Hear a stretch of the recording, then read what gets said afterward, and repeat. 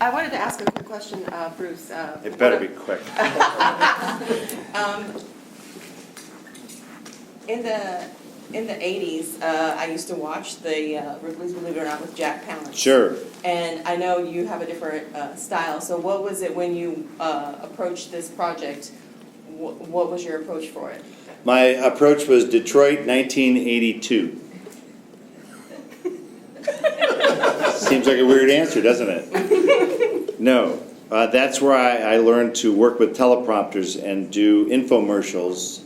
I got my Screen Actors Guild card doing an infomercial for Chrysler to teach car salesmen how to sell the interiors of their car to people. But no one will ever see it. You'll never see it. But it got me trained of doing informational stuff in front of a camera. Normally acting is you ignore the camera. You know, if you're the camera, I'd be blah-de-blah-de-blah-de-blah, and you wouldn't exist. But with this, you have to focus in on it. It is the audience. So I'm used to that. So I've sort of become circular. I'm coming back to where I started. End where you begin. It makes sense. Thank you. Yes. Obviously, you have a very comedic style to like your presentation. Does that sometimes conflict with like the subject matter on Ripley's? My feeling is any actor needs to adapt to the material. You know, same with directors. A director shouldn't adapt the material to his or her style. So same with an actor. There's jokey material that I like doing, but if you're talking about a guy who's have a disability or whatever, you know, you have to tame the snarkiness factor. You have to be respectful. We're celebrating these people. We're not looking at it like we're holding our nose. We're fascinated and amazed and impressed. That's our approach. Yes? How difficult is it to find things that haven't already been blasted around social media that we've seen before? It's not even that. We've found people who have already been found, but we get to know them. These other stories, you've seen the footage, but you haven't met them. That's the difference. We're getting into their lives, getting to know them, and therefore you can celebrate their success anymore because you know their story, what they struggled with, how they overcame it, especially if they have a disability. A lot of these people have something horrible happened, or they were born a certain way, and the fact that they overcome it is just impressive as hell. What has been your most amazing moment or found? Really, honestly, it's sharing uplifting stories with people. That's what we try and entertain as actors, but in this case, it's really, I'm entertaining in a different way. We're pretty much just sharing other people's stories. So I'm just a story sharer. That's my job for this. But they're in the show because they are what we consider extraordinary. So of 10 episodes, you've got 60 stories. So we're just really scratching the surface. It's out there. And then we'll get to know them. And then people will care. Yes? Is there any items in the Ripley's warehouse that you've seen or heard about that you're just like, wow, that's crazy? Like, Yes. Yes. And no, I'm not going to tell you. Season 2. Well, yeah, I think hopefully they'll feature more stuff. I'd like to, being the Travel Channel, I'd like to go to one of the museums, stage out of there. They have great aquariums, bop around a little bit. Because what's cool is they're taking all their stuff, and that really is what the museums are all about. That's how you bicycle the stuff around. So it's really great. They can keep swapping it out. They may not have the biggest collection, but I think Ripley's has the coolest collection. So that's what this show really is. It's further curating. Do you think with it being the Travel Channel, or do you hope that in the future that maybe you'd even be able to travel to see people like in their natural environments? Their natural habitats? Yeah, like not in an exploitative way, but in a Funny thing is, I don't know that we could accomplish as much as we do unless we continue to do it this way. Because the cool thing is a lot of these people who are overcoming stuff or are performing, they video themselves anyway. So it's actually makes us able to do stories about so many people because of the amount of footage that exists that we can already use. If they actually had to go to 60 different locations to find these people, not a chance in hell. It'd be too outrageous. They'd still be filming. Right. You know, these people are from all over the world. That's what's great. So this show is unlimited. As big as the planet is, we'll do a story. Yes, it's just harder to pronounce their names. What incentivized you to take That's on? a big fancy word, incentivize. Are you a lawyer or a business affairs person? Incentivize. I'm Asian. I don't know. Whatever. What incentivized you to become an actor? No, to take on a show like this as opposed to a more traditionally scripted story like what most of your career is comprised of. Scripted TV versus this, Yeah. which is essentially reality TV, I guess you could say. Because I find this just as interesting. Some scripted shows are very boring as an actor. Like a cop show, doctor show, lawyer show. My agent is here. I'd strangle him in the hallway if I got stuck on one of those shows. Bruce, what happened? You killed your agent. Yep. Yeah, I was in the 12th season of that procedural show, and I lost it. Yeah. There's just, some things appeal to actors, but, you know, I couldn't be in a cop show because the cop lingo would be a lot of that, you know, get to hear stat, blah, blah, blah, blah, stat, engage, go, go, go. And then the doctor show is I need 10 cc's of this stat. So George Clooney, you ever watch that show? He's reading off his board. That's the worst dialogue on the planet. Medical shit? Are you kidding me? Watch him. He goes, hey doctor, what's your answer to that? I'll tell you in just a second. Well, I see my patient is doing rather well. Now back to regular dialogue. Not going to happen. Crime shows. Your Honor, I object. Of course you object. That's what you're supposed to do. And then you argue. And then a twist. Oh, the courtroom, innocent, knew this. And I love the shots of the people in the jury. The hardest thing for those, they're all extras. They're paid less than normal actors. They don't really have to speak. But can you imagine them trying to stay awake all day as jurors? Real jurors, too. I mean, can you imagine if you were a real juror? You see these shots of them, and they have to, like, they're not going to tip their hand. They're told by the director, we can't know if you think they're innocent or guilty. Because if one guy sat there like this, they can't use that.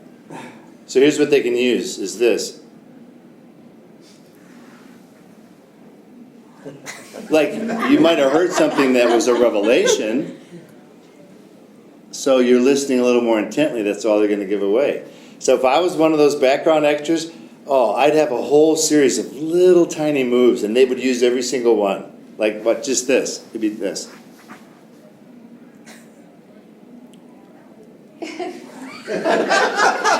They'd use that for 3 seconds. The editor would be thanking me.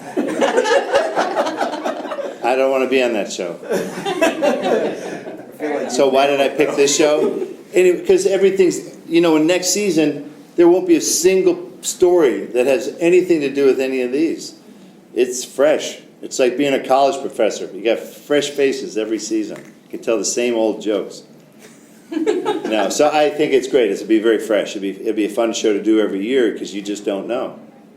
And we hope by being on the air, it gets more people to come up, step up, even if they have no footage. And maybe we will go to more places. But for right now, I think it's easier to bring them in to one place, you know. Was Yes. this a project that was brought to you, or was this a passion project for yourself? No, the best things are what I call things that fall off the truck. I got a call from my fine agency, and they were like, hey, how about a little Ripley Dipley? I said, the word I use is intrigued, I think. Yes. I'm intrigued. And then you take it to the next level to go, how serious are they? You know, shooting when? What do you do? What's the deal? Then you talk turkey. And then you let them go. Then they fight it out. And you make a deal. So that's it. It came out of nowhere. And that's fine. Because Travel Channel, they're different. They're not your father's Travel Channel. It's not dives, drive-ins, and diners. Now they're finding ghosts. It's ghosts. Ghost attack. So it's a different Travel Channel. You're traveling to the unknown now, I think is what the shtick is. So it's a pretty good fit, I feel. It's nice to have a show that fits. I've been on a lot of shows that don't fit the network, and the network eventually goes, "Why are you on our network?" And they just get you off. This hopefully will fit right in. We'll see. So are you going to be doing any movie work alongside this? Yeah, of course. Hell yeah. What are you, got crazy? in the pipes? I got some stuff in the pipes. I can't tell you You anything. can't clear it out for us? No. No, it's time to I'm going to make movies in my beautiful state of Oregon. My underexposed state. Great stuff. My state is beautiful. But don't stay. Keep passing through till you get to an ugly state. And then stop there. Yes? When you were saying about the Travel Channel, my recollection of the old original Ripley's might be a little fuzzy, but my memory is like... Why were you stoned, sir? Were you drunk when you watched the last show? Or young? Maybe, or young, one of those. But my memory is like there were more than just the extraordinary people. There were also like dark and mystery, ghosts and curses. Do you believe in any of that kind of stuff? I had a UFO encounter about 2 months ago Really? that I feel is legit. Because it was remarkable and not remarkable at the same time. My view is the Siskiyou Mountains, that are one of the few mountain ranges that runs east and west. Most mountain ranges are north and south. So it's a very unique mountain range. There's nothing on it. It's all government land. So there's no lights, there's no nothing. It's Lord of the Rings.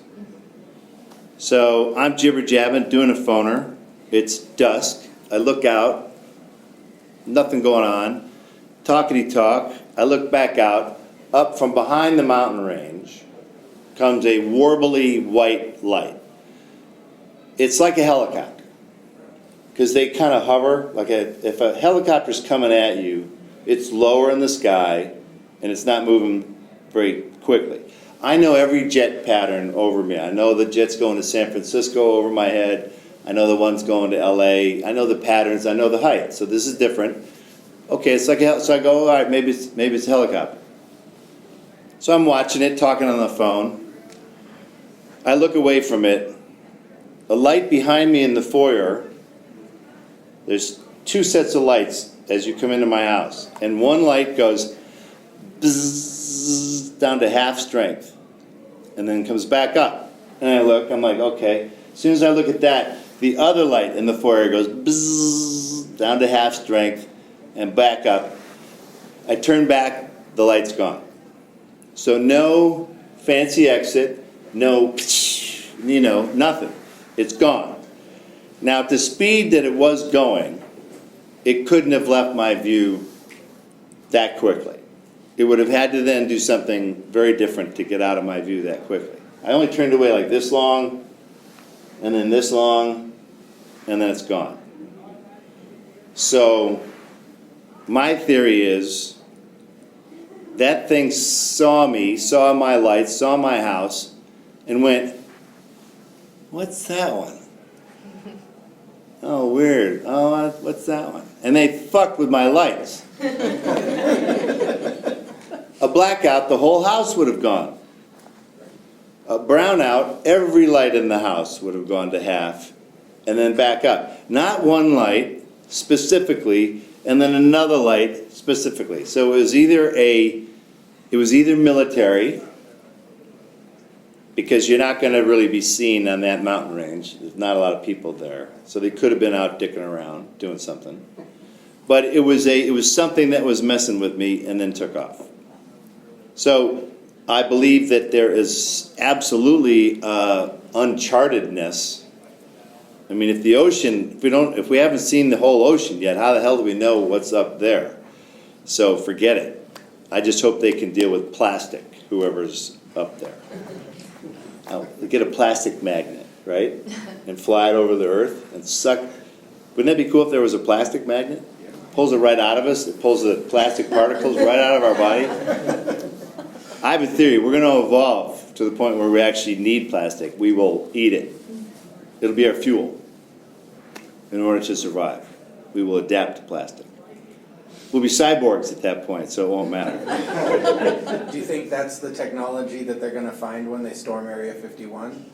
They're going to find buckshot in the ass when they storm Area 51. Cease and desist. You go to the Nevada desert. I've taken a shortcut home from a convention in Vegas, and I cut through Nevada, the Burning Man area, to get to my house back in Oregon. And, you know, you see signs of like, this is it, stop. Like, you're done going forward. Like, turn around. And it's all military. You know, Nevada is about 3/4 owned by some form of government agency. Nevada's awesome. It's the freakiest state. There's nobody there. Yes. You're listed as an executive producer on the show. Yes, that's right. How much input did you have? Oh, I get to boss everybody I was around. really sorry. So what can we expect to see that was like? No, it's tone. It's tone. I get to impose what I feel is a respectful tone. But it's not like anyone was going to make fun of anybody. That was it. I'm there just to make sure. And then to make sure the words out of my mouth make sense to me, too. So Sam Raimi has been talking about the Spider-Man 4. He sure has, hasn't he? Yeah. And you are gonna be. You say that. You say that like it became a fact. You were going to be this. You are gonna be. According to who? According to bullshit you read on the World Wide Web of bullshit. No, that was a fanboy thing that started. Do you know Sam Raimi never sent like an email or a phone call saying, "Hey Bruce, prepping Spider-Man 4. What do you think about Mysterio?" That conversation never happened. So there's no way I can jump on board that and answer your what if question. All right. Because isn't Jake Gyllenhaal, isn't dreamy Jake Gyllenhaal, isn't he Mysterio anyway? He's pretty awesome. He can, I'll bet he's awesome. And now he can go back to his little darling indies again. Right? Am I right? Yeah. I bought him a couple indies. I'll do your fucking superhero movie. Fine. I'm Mysterio. Ha, ha, ha. Okay, what's my little indie darling? What's next? Theater, excuse me. Even better than the indie darling. I'm going back to make no money at all. I've overcharged for this superhero thing. Now I can go make no money at all on a 40-year-old play. I like Boys in the Band or whatever, you know? Yeah. Okay, got it. The career arc of actors. Yes. I know that like sci-fi's done it, I think Travel Channel's dabbled in it, but we talked about some of the other shows, like this isn't your dad's Travel Channel anymore, with Yeah. Ghost Hunters and that type of thing Yeah. on there. Did Yeah. you ever see a crossover episode where you go and do one of theirs? Only if they find something that's actually amazing. Yeah, not Because we can't hear like bumps and noises, I'll be honest with you. Yeah. And quick handheld shots with night vision goggles. We need to see like something that's real. Yeah. Yeah, full operation. It will come as long as we can either do a story, talk to it, confirm it, give us some footage that's not out of focus. I'd like some focus footage of Bigfoot and other creatures now too. Why is it all out of focus? It shouldn't be. You have autofocus. Everyone has autofocus. We have 2 Technology's minutes, a- you guys. All right. By the way, if anyone wants to see the Bigfoot trap, it's 45 minutes from my house in Oregon. It's outside the Applegate Lake on Collings Mountain Trail. They built it in the 70s. The Forest Service built a Bigfoot trap to catch Bigfoot. It is an elevator-style thing that's quite large, where I guess supposedly he would look in and go, "Hey, my favorite dates and bananas. Thank you for leaving that. I'll just walk right in here," and the weight would send it down and counter lever a cage. It's all still there. Only criminals go there now to do meth. But basically, it's in a great spot. I mean, you look around, you go, he could totally be here. But the fact our government dollars built a Bigfoot trap is just so awesome, and it's still there. So everyone's posing there going, fake Bigfoot. I really want to go there. Hire a friend, like some actor friend who plays creatures. These guys are like 9 feet tall. Get a fucking Bigfoot and just wait for some tourist to go, hey, come on, and they would die. Make a tourist die right there. That'd be kind of awesome. Want to ask a last question? Oh, sorry, we're kicking you I guys did out. wanna Yeah. ask, what is the one thing you would like audiences to take away from the newer Ripley's Believe It or Not? Humans are more capable than we give ourselves credit for. We're way more impressive than we think we are. We should give ourselves more credit. Yeah, that's what I feel. Get busy, swallow those swords. Light yourself on fire, come on. Yeah. Thank you all for coming. All right, thank you very much for coming.